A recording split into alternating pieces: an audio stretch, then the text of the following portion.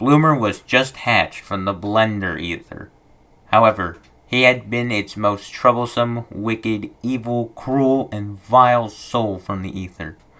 He made minds go insane trying to pull him out by using illusion magic to make it look like something was wrong, even though there was actually nothing wrong. And it worked to a disturbing degree, making many of the ether keepers go insane, making their souls corrupt, and warping the fabric of the ether itself. Some say it was destined to happen. Others say something must have infected when popped in for creation. Whatever the case, he shook the ether down to its core. And it is still as corrupt and even more so after he was finally pulled out. But then the realm of fantastical rail creation started having problems with this evil spirit in their own realm, and thus he would have to be sent back and forth, corrupting the ether even further and further each and every time. And it even took a toll on the realm of fantastical rail creations.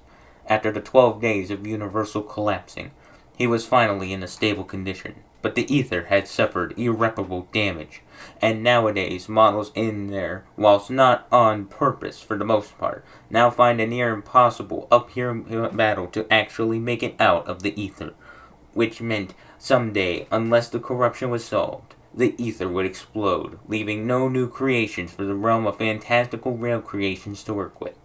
This was a great impact on the man who ruled this realm, the god of the rails, and sought to give Bloomer the biggest living hell he ever had to deal with. The punishment was, for one, he had little strength in youth at all, and was unable to tap into his youth ever again.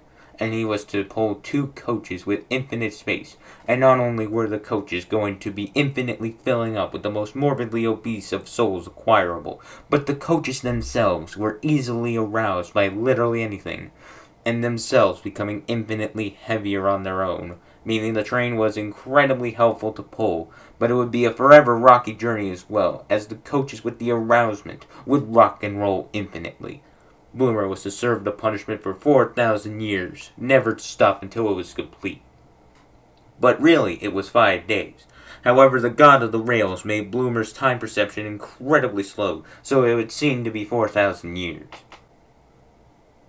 After the 4 days, they found Bloomer's soul had nearly fizzled out.